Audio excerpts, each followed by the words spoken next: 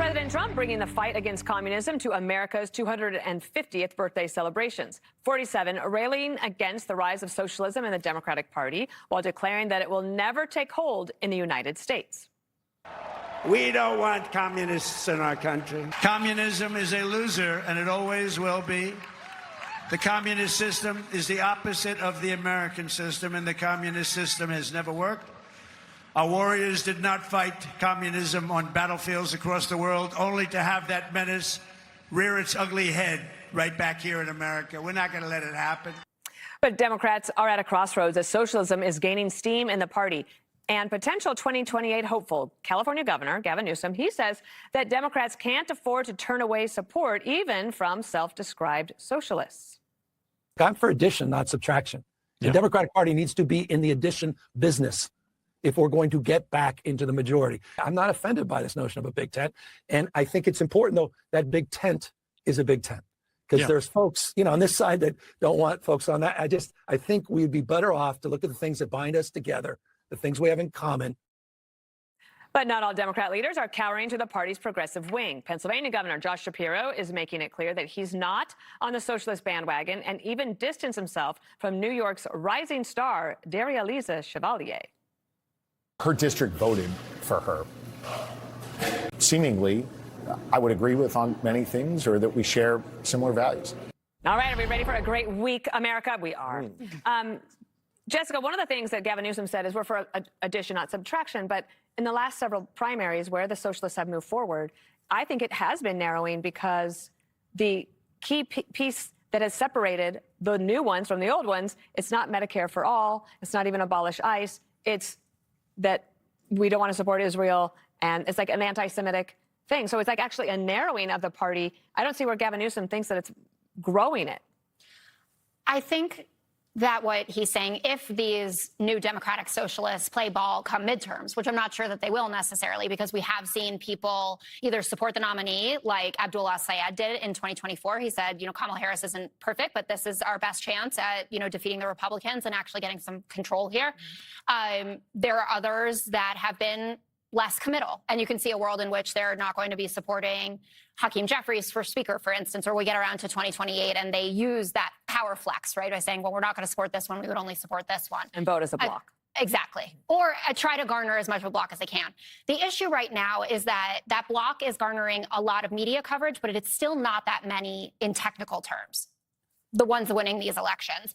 And when all the primaries are said and done, we'll see how many of them are actually winning in districts that are competitive. Right now, they're winning in D+50 seats, right? So they're turning something that was blue a little bit bluer.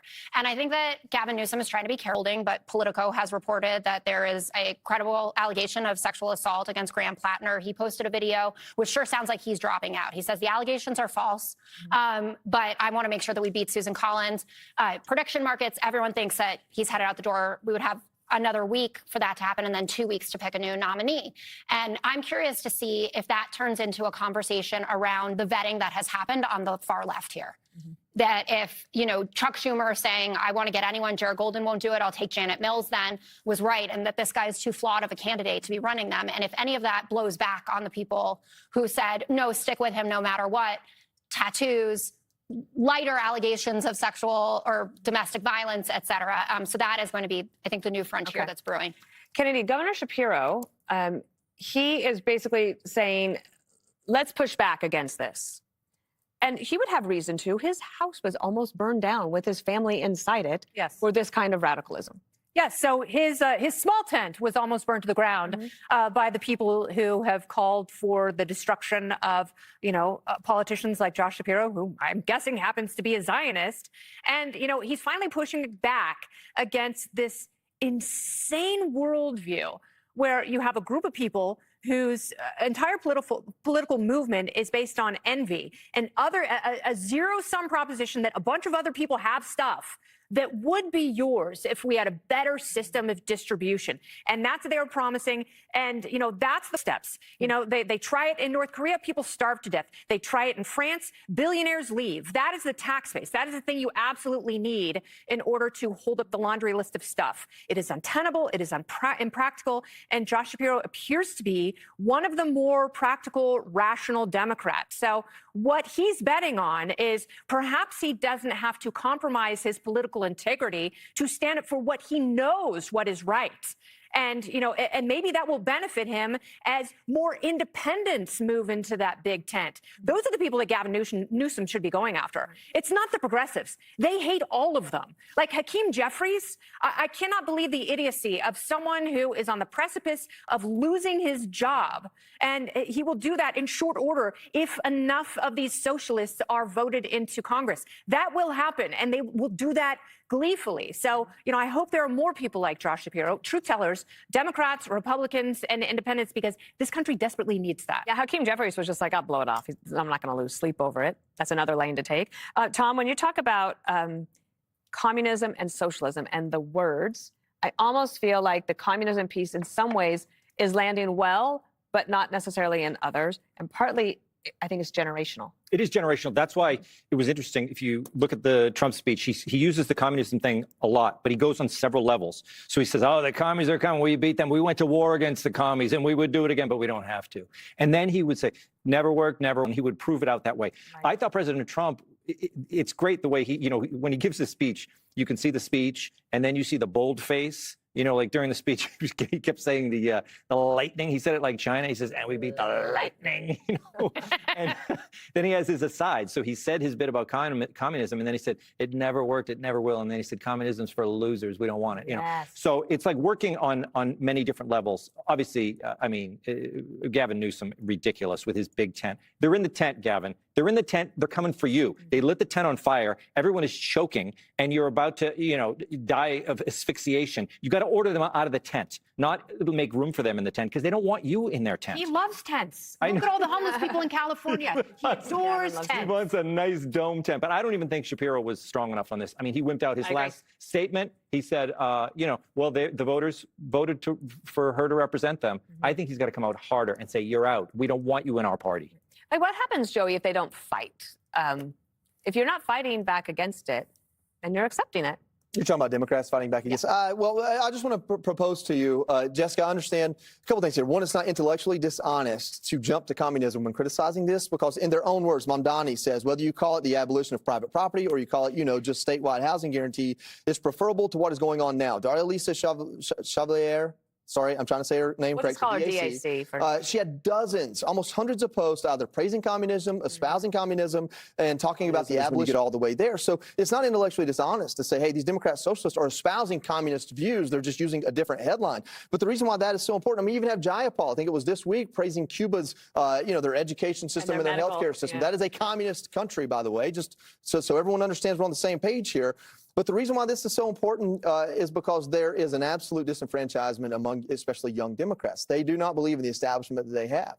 If you want to know how powerful a handful of folks in Congress can be, ask Kevin McCarthy. It doesn't take much, especially the way things are broken down right now. It takes a handful. And you're talking about 3 here in New York City, not counting the rest of the squad, or if, I don't know, Cori Bush finds her way back in over in Missouri. And so, you know, this isn't a small group of people. This is the mayor of New York City. That is a big deal. 3 more members of Congress, others around the country. There's someone running for governor of, I believe it's Wisconsin right now, and so she's using this idea of data centers to try to pull away some of the disenfranchised Trump voters. So there is an appeal there among people who feel like either the capitalist system or the current government has left them behind. And if they can manipulate a thread that brings those together, it is something to be of concern. And the Democrats have a chance to stop it long before Republicans do, because it's showing its ugly head in the Democrat Party. But at the end of the day, power is what they want. So if that's their path to power, they'll step aside and take. And Roger Ailes. Headquarters, New York City, New York. Parent company, Fox Corporation, CEO, Lachlan Murdoch. Mission, it was established to provide an alternative perspective to what the founders perceived as a liberal bias in mainstream media. Audience and influence, Market position. It has consistently been one of the most watched cable news networks in the United States for over 2 decades. Political leaning. The network is widely identified as having a conservative editorial stance. While it maintains a news division, it is perhaps best known for its high-profile opinion and commentary programs. Demographics. Research, including data from the Pew Research Center, indicates that Fox News is the primary news source for many self-identified Republicans and conservatives. Key context and controversies.